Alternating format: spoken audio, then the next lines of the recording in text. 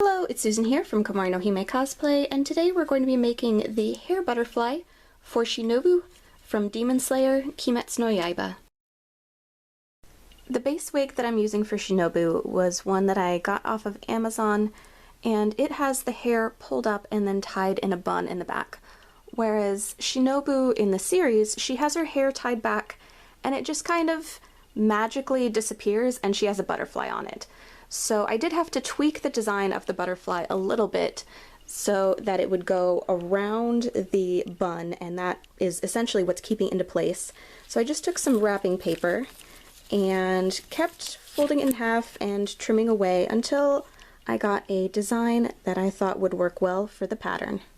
Then I used the paper pattern to cut out the butterfly out of craft foam and coat it in some Mod Podge to seal it. Then I painted it white. I decided to try out some of the Plaid FX paint. This is the color Blizzard, and since I was starting with such a dark foam, I ended up using 4 coats to get it to the opacity that I wanted, but you could probably use less if you're using a lighter colored foam to start with.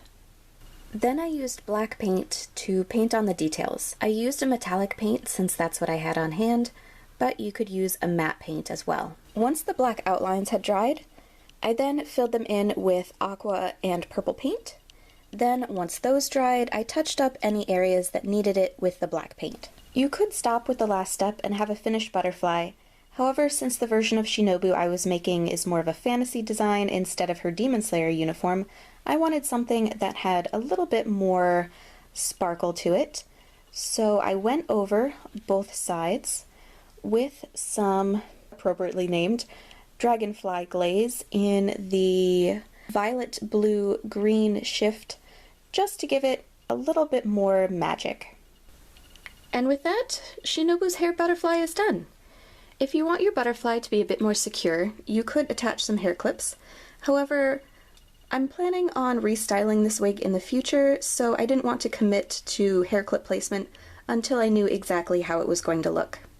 I hope you found this video helpful. A big thank you to Plaid Crafts for providing some of the materials used in this project.